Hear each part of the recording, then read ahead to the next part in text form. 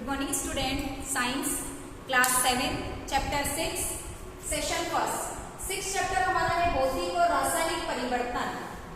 Generally changes अपन देखें, दैनिक जीवन से रिलेटेड जो भी अपन चेंजेस अपने आसपास देखते हैं। फॉर एग्जाम्पल, पहले कली है, कली खिलकर फूल बन गई, फूल मुरझाकर सूख गया, दूध से दही बन गया, कपड़े गीले हैं वो सूख गए, हमने पोछा लगाया तो फर्श कुछ समय पश्चात सूख जाता है, कागज को हमने जलाया राख बन गई, मोमबत्ती को जलाया, मोमबत्ती राख उसका राख बन जाती है धागे की, और मोम पिघल कर वापस ठोस बन जाता है कुछ समय पश्चात। तो ऐसे सारे प्रश्न अपन रबड़ को खींच रहे हैं, जब अपन उसको छोड़ रहे हैं तो अपनी वास्तविक स्थिति में आ जाता है। ऐसे सारे चेंजेस देखने पर अपने को पता लगता है कि कुछ न कुछ चीजें या तो किसी बाह्य बल के कारण, या तापमान में परिवर्तन के कारण, या वृद्धि और विकास के कारण उसमें चेंजेस यानी कि परिवर्तन आते हैं। इस चैप्टर में अपन इसी चीज को डिस्कशन करेंगे। अगर अपन व्यापक रूप से परिवर्तन को देखें तो दो प्रकार के होते हैं, भौतिक परिवर्तन और रासायनिक परिवर्तन। मतलब ब्रॉड एरिया को अपन डिवाइड करें सारे चेंजेस को तो दो भागों में हम उसको विभाजित कर सकते हैं, फिजिकल चेंजेस, केमिकल चेंजेस, भौतिक परिवर्तन और रासायनिक परिवर्तन। भौतिक परिवर्तन किसको कहते हैं? तो जनरली जितने भी फिजिकल कैरेक्टरिस्टिक में जो चेंज आते हैं, यानी कि भौतिक गुणों में जो भी परिवर्तन आता है, जैसे कि आकार, उसका आमाप, उसका रंग, उसकी साइज, इन सब में जो भी परिवर्तन आ रहा है वो आपका अवस्था, ये सारे आपके फिजिकल गुण होते हैं। लिखा है मैंने यहाँ पे कि पदार्थ के आकार, आमाप, रंग और अवस्था जैसे जो गुण होते हैं, इनमें जो परिवर्तन आता है वो आपके क्या कहलाता है? भौतिक परिवर्तन। डेफिनेशन अगर इसकी देखें तो वह परिवर्तन जिसमें पदार्थ के भौतिक गुणों में परिवर्तन हो जाता है। भौतिक गुणों का मतलब आकार, आमाप, रंग या अवस्था, इसमें अगर कोई चेंजेस हो जाता है तो वो आपका क्या कहलाता है? फिजिकल चेंजेस या भौतिक परिवर्तन। इसकी विशेषताएं क्या होती है? तो भौतिक परिवर्तन में कोई नया पदार्थ नहीं बनता है। जैसे कि एग्जांपल से डिस्कशन करें अपन, बर्फ का जल बनना, कोई नया नहीं बना, आप जल को वापस फ्रीजिंग करेंगे तो बर्फ बन जाएगा। आप चाहे बर्फ ले लो, आप चाहे जल ले लो या वाष्प ले लो, तीनों का ही जो रासायनिक संगठन है वो आपका क्या है? H2O। किसी केवल अवस्था में परिवर्तन हुआ, बर्फ ठोस था, जल जो है वो आपका क्या बन गया? द्रव बन गया, और वाष्प जो है वो आपकी गैसीय अवस्था में आ गया। तो बर्फ का जल बनना, इसमें कोई नया पदार्थ नहीं बना। दूसरा है लोहे की पत्ती को गर्म करना। आप एक लोहे की पत्ती लें, उसको आसानी से सावधानी पूर्वक किसी ज्वाला पर या गैस बर्नर पर कुछ समय के लिए रखते हैं तो वो गर्म हो जाती है, उसका रंग जो है वो लाल हो जाता है। आपने देखा होगा इस चीज को। जब अपन वापस उसको टेम्परेचर से हटाते हैं तो वापस वो पत्ती जो है वो अपने रंग, वास्तविक रंग में आ जाती है। तो यहाँ पे देखो अवस्था परिवर्तन हुई, यहाँ पर रंग परिवर्तन हुआ। तीसरा है आपके कागज के टुकड़े करना। हम एक कागज का टुकड़ा ले, उसके 4 टुकड़े करें तो केवल उस कागज के आकार में कमी आई है। कागज के जो गुण बड़े पेपर में थे वही कागज के गुण जो है वो छोटे पेपर में भी होंगे। तो यहाँ पे अवस्था परिवर्तन, यहाँ पे आकार यानी कि साइज में चेंजेस हुआ, यहाँ पे आपके रंग में परिवर्तन। चौक के बुरादे से चौक बनाना, आप ब्लैक बोर्ड के नीचे या चौक पर घिस कर कुछ बुरादा इकट्ठा करें, उसमें पानी घोलकर उसको वापस चौक के साइज में आप उसको रोल करके सूखने के लिए रख दें तो इसमें चेंजेस कुछ नहीं हुआ। जो गुण चौक का था वही गुण किसका था? उस बुरादे का भी था, और वापस हम उसके साइज में उसको चेंज कर सकते हैं। नेक्स्ट है जल में नमक या शक्कर का घुलना। आप वापस उसको जल को गर्म करेंगे, आप शक्कर के पानी को गर्म करेंगे, हमें वापस नमक और शक्कर क्या हो जाएगी? मिल जाएगी। यहाँ पे भी इसके अवस्था में परिवर्तन हुआ है। पहले नमक और शक्कर ठोस अवस्था में था, जल के साथ विलय होकर वो द्रव अवस्था में आ गया। तो हमने अभी देखा कि भौतिक परिवर्तन में कोई नया पदार्थ नहीं बना। दूसरी इसकी विशेषता है भौतिक परिवर्तन सामान्यतया उत्क्रमणीय होते हैं, यानी कि रिवर्सिबल होते हैं। उनको पुनः अपनी प्रारंभिक अवस्था में लाया जा सकता है। जैसे कि आइसक्रीम का पिघलना, अपन आइसक्रीम को फ्रीजिंग पॉइंट से बाहर निकाला, उसके टेम्परेचर इंक्रीज हुआ और आइसक्रीम क्या हो गई? मेल्ट हो गई या पिघल गई। जब अपन उसको वापस फ्रीजिंग पॉइंट पर ले जाएंगे या 0 डिग्री सेल्सियस से कम तापमान पर ले जाएंगे या हम उसको फ्रीजर में रखेंगे तो आइसक्रीम वापस क्या हो जाएगी? जम जाएगी। तो ऐसे परिवर्तन जो उत्क्रमणीय होते हैं, रिवर्सिबल होते हैं, अपनी पुनः प्रारंभिक अवस्था में लाए जा सकते हैं, ऐसे परिवर्तन भी क्या कहलाते हैं? आपके भौतिक परिवर्तन। बहुत से एग्जाम्पल है, आपने दूध को गर्म किया, आप वापस उसको ठंडा कर सकते हैं। आप सूखे कपड़े को वापस क्या कर सकते हैं, गर्म कर सकते हैं। आपने अगर पेंसिल से कोई ड्राइंग बनाई है तो आप उसको इरेज करके वापस पुनः पहले वाली शीट को उसी अवस्था में लाया जा सकता है। आपने अगर किसी कागज का एरोप्लेन बनाया है या कागज का टुकड़ा किया है तो हम उसको वापस पास में रखकर चिपका कर पुनः पहले वाली स्थिति में ला सकते हैं। ये सारे चेंजेस जो है वो आपके फिजिकल चेंजेस के अंतर्गत आते हैं। सेकंड परिवर्तन जो है वो आपका रासायनिक परिवर्तन, वह परिवर्तन जिसमें पदार्थ के रासायनिक संगठन, जिसकी केमिकल प्रॉपर्टीज चेंज हो जाती है, रासायनिक गुणों में परिवर्तन आ जाता है, ऐसे परिवर्तन जो है वो आपके क्या कहलाते हैं, रासायनिक परिवर्तन। एग्जांपल देखिए, दूध से दही बन गया, आप दही से वापस दूध नहीं बना सकते। दूध जो था उसमें लैक्टो शर्करा थी, दही जो है उसमें लैक्टिक अम्ल आ गया। दोनों के गुणों में, दोनों के रासायनिक संगठन में क्या आ गया, अंतर आ गया। तो ये आपका क्या है, रासायनिक परिवर्तन। इसमें सामान्यतया नए पदार्थ का निर्माण होता है। दूसरा अनुक्रमणीय होते, अनरिवर्सिबल, यानी कि एक बार दही बन गया है तो आप उसको वापस दूध में परिवर्तित नहीं कर सकते। अगर आपने कागज को जला दिया है तो आप उस राख को वापस कागज में परिवर्तित नहीं कर सकते। यदि कली से फूल बन गया है तो आप फूल को वापस कली नहीं कर सकते। आपने अगर कलर से कोई ड्राइंग बनाई है तो आप वापस उसको ड्राइंग को इरेज नहीं कर सकते। कुछ एग्जाम्पल मैंने यहाँ पे लिखे हैं आपके रासायनिक परिवर्तन के। इससे पहले अगर इसके गुणों को डिस्कशन करें तो जनरली रासायनिक परिवर्तन में या तो ध्वनि उत्पन्न होगी, कोई गैस निकल रही है तो उसके रंग में भी परिवर्तन हो सकता है, किसी गैस का निर्माण भी हो सकता है, उसके गंध में परिवर्तन हो सकता है दो किन्हीं रासायनिक पदार्थों को आपस में मिलाने से जो अभिक्रिया हुई है उसमें किसी विशिष्ट प्रकार की गंध का निष्कर्षण हो सकता है, ऊष्मा निकल सकती है, प्रकाश निकल सकता है, या किसी विकिरण का निकलना या अवशोषित होना भी हो सकता है। ये सारे सिम्टम्स हैं कि इनसे पता चलता है। अगर इनमें से कुछ एक भी चीज हो रही है मतलब वहां पे कौन सा परिवर्तन हो रहा है, रासायनिक परिवर्तन हो रहा है। एग्जाम्पल्स देखें, दूध से दही बनना, कागज का जलना, कोई भी चीज जलती है वो रासायनिक परिवर्तन है। अब मोमबत्ती का एग्जाम्पल ले लें तो अगर मोमबत्ती पिघलना किस प्रकार का उदाहरण है तो भौतिक परिवर्तन, क्योंकि मोम पिघलकर वापस ठोस अवस्था में आ जाता है। लेकिन मोमबत्ती का जलना किस प्रकार का उदाहरण है, मोमबत्ती का जलना रासायनिक परिवर्तन का उदाहरण है। भोजन का पाचन, हमारे शरीर में जितनी भी मेटाबॉलिक एक्टिविटीज हो रही है, जिसको चयापचयी क्रियाएं भी कहते हैं, उपापचयी क्रियाएं भी कहते हैं, उन क्रियाओं में हमेशा रासायनिक परिवर्तन होता है। लोहे पर जंग लगना, मैग्नीशियम रिबिन का दहन करना और पटाखों का विस्फोट। देखो, पटाखे जब जलते हैं तो उसमें ध्वनि भी उत्पन्न होती है, ऊष्मा भी रिलीज होती है और प्रकाश भी अपने को दिखाई देता है। तो ये सारे चेंजेस जो है वो आपके किसके हैं, रासायनिक परिवर्तन का उदाहरण है। बताया मैंने, ध्वनि पटाखों में उत्पन्न हो रही। फॉर एग्जाम्पल, रंग परिवर्तन, आपको पता होगा लोहे की कील पर जंग लगता है या चांदी के गहने काले पड़ जाते हैं, ये सारे आपके रासायनिक परिवर्तन है। गैस का बनना, गंध में परिवर्तन, ये सारे इसके सिम्टम्स है। अब अपन थोड़ा सा इसको रिएक्शंस के थ्रू डिस्कशंस कर लें। पहला मैंने आपको लिखा था मैग्नीशियम रिबिन का दहन।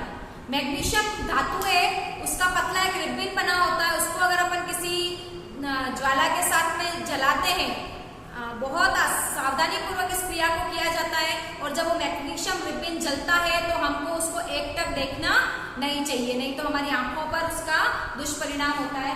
मैग्नीशियम रिबिन को अगर अपन जला रहे हैं, मैग्नीशियम का देखो यहाँ पे, हालांकि आपके संतुलित समीकरण आपको नहीं दे रखा है और आपको सीखना भी नहीं है, केवल आपको मैंने सिंबॉलिक रूप से समझाने का प्रयास किया है कि मैग्नीशियम को अपन रासायनिक रूप से किससे लिखते हैं, Mg से, जो कि एक प्रकार की धातु है। कोई भी वस्तु जलती है तो ऑक्सीजन की उपस्थिति में जलती है, तो यहाँ पे मैंने ऑक्सीजन का सूत्र लिखा O2। जब अपन मैग्नीशियम रिबिन को जलाते हैं तो क्या बनता है, MgO, मैग्नीशियम ऑक्साइड। तो आप देखेंगे यहाँ पे मैग्नीशियम था, ऑक्सीजन से क्रिया करके क्या बन गया, मैग्नीशियम ऑक्साइड, नया पदार्थ बना। जो राख बनी वो आपकी क्या थी, मैग्नीशियम ऑक्साइड। अब अपन उस राख को अगर पानी में डिसॉल्व करें या घोले और उसके साथ अपन लिटमस पेपर टेस्ट करें, अपन ने इससे पहले वाले चैप्टर में लिटमस पेपर के बारे में काफी अच्छे से डिस्कशंस किया है, जो कि अम्ल और क्षार की प्रवृत्ति को दिखाता है। तो जब मैंने मैग्नीशियम की राख को जल के साथ घोला, जल मतलब H2O, तो आगे बन रहा है MgOH, मैग्नीशियम हाइड्रोक्साइड, जो कि आपका एक एंटी एसिड है। ये भी अपने 5th चैप्टर में बहुत अच्छे से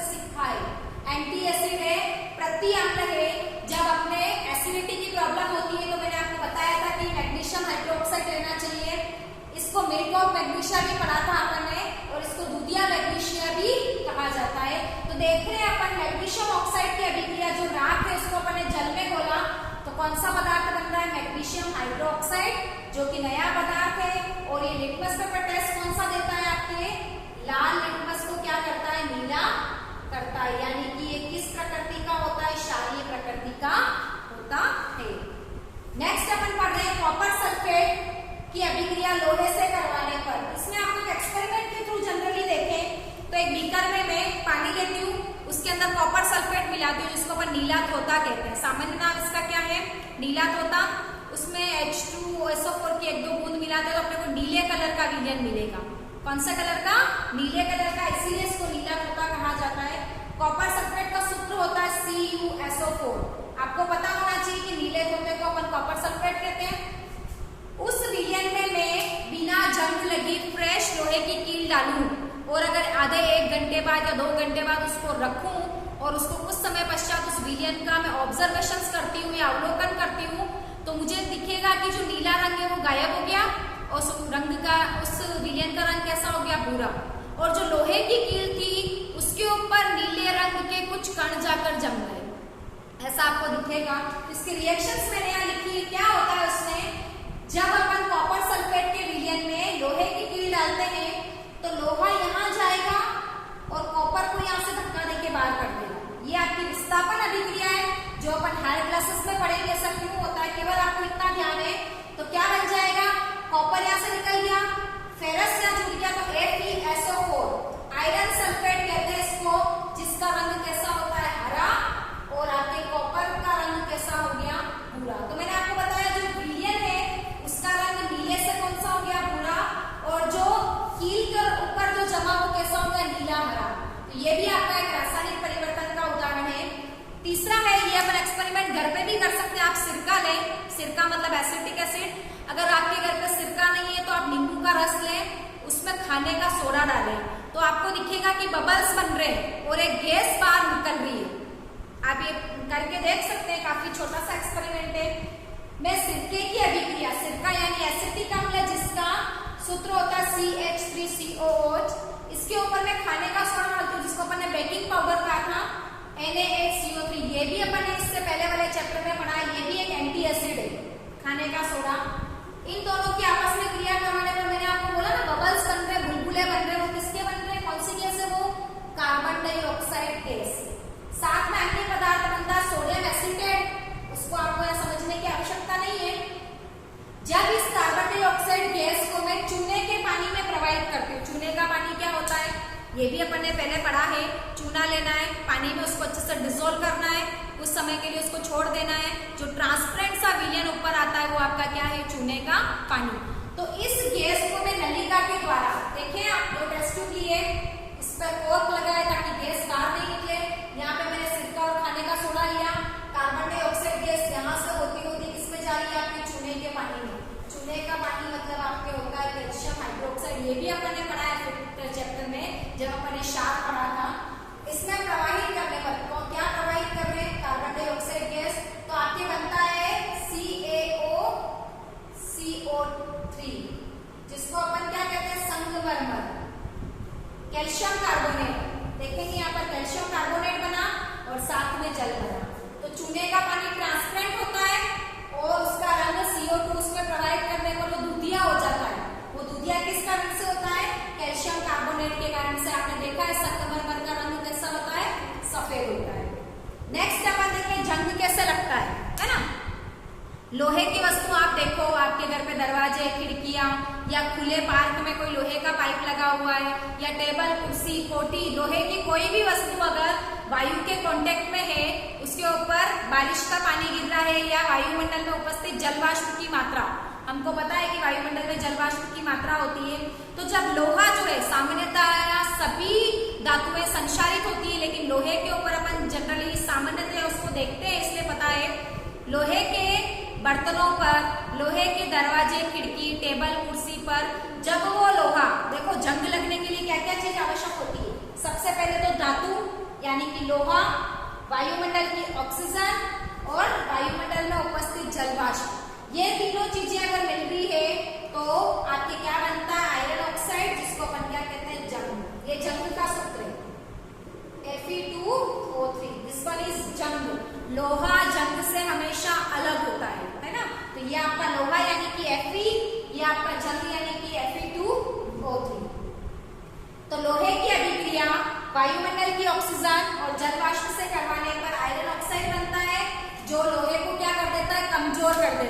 यानी कि लोहा धीरे धीरे अपनी स्ट्रॉन्गनेस को कम खो देता है और धीरे धीरे वो क्या हो जाता है, खराब हो जाता है और उसको अपन कहते हैं कि इसके ऊपर जंग लग गया है। तो जंग से बचाने के लिए बच्चों क्या करते हैं हम, सबसे पहले दिमाग में क्विक आंसर आता है कलर करना, फिर आप देखो पेंट करना जिसको कहते हैं, बहुत जने ग्रीस लगा के रखते हैं मशीनों पे, बहुत जने यशत लेपन करते हैं जिसको गैल्वेनाइजेशन कहते हैं।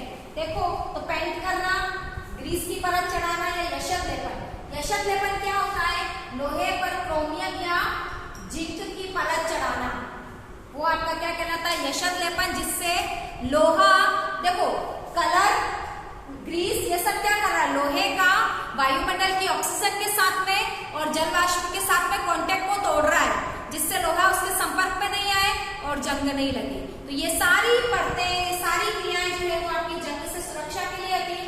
इसको इंग्लिश में गैल्वेनाइजेशन कहते हैं। इसमें लोहे के ऊपर क्रोमियम या जिंक की परत चढ़ाई जाती है। नेक्स्ट है क्रिस्टलीकरण, ये एक भौतिक परिवर्तन का उदाहरण है और उसके ऊपर आपके क्वेश्चंस बनता है। क्रिस्टलीकरण क्या है, एक प्रोसेस है, यदि हमको किसी पदार्थ के शुद्ध क्रिस्टल प्राप्त करने उसी के विलयन से, तो जो प्रक्रिया अपनाएंगे वो आपकी क्या होगी, क्रिस्टलीकरण की प्रक्रिया होगी। इसमें कुछ नहीं करना, आपको बीकर लेना है, बीकर में पानी लेना है प्लस इसमें H2SO4, ये भी अपन पढ़ चुके हैं, हम सल्फ्यूरिक अम्ल ले लेंगे 2-3 बूंदे, साथ ही हमको इसमें कॉपर सल्फेट का विलयन चूड़ा डालना है, कॉपर सल्फेट CuSO4, अभी अपन ने पढ़ा था नीला पोता। इसको गर्म करते हुए हमको कॉपर सल्फेट तब तक डालते रहना है जब तक वो उसमें घुलना बंद नहीं हो जाए।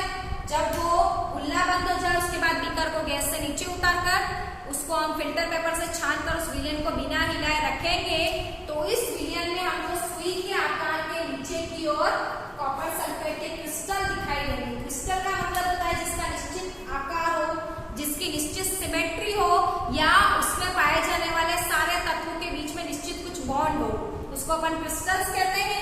इस प्रक्रिया के द्वारा, क्रिस्टलीकरण के द्वारा हम किसी भी पदार्थ के उसी के विलयन से शुद्ध क्रिस्टल प्राप्त कर सकते हैं। तो आज के चैप्टर में अपन ने क्या क्या पढ़ा, उसमें अपन ने भौतिक परिवर्तन और रासायनिक परिवर्तन की परिभाषाएं, दोनों के बीच में दोनों की विशेषताएं, दोनों के बीच में अगर अपन एग्जाम में आता है कि अंतर लिखो तो हम लिख सकते हैं। एक में भौतिक गुणों में परिवर्तन होता है, एक में रासायनिक गुणों में परिवर्तन होता है, एक में आपके उत्क्रमणीय होता है, एक आपका उत्क्रमणीय नहीं होता है। इसी प्रकार से फिर अपन ने पढ़ा कि एग्जाम्पल्स पढ़े दोनों के, फिर अपन ने केमिकल चेंजेस के कुछ रिएक्शंस के थ्रू अपन ने उदाहरण देखे।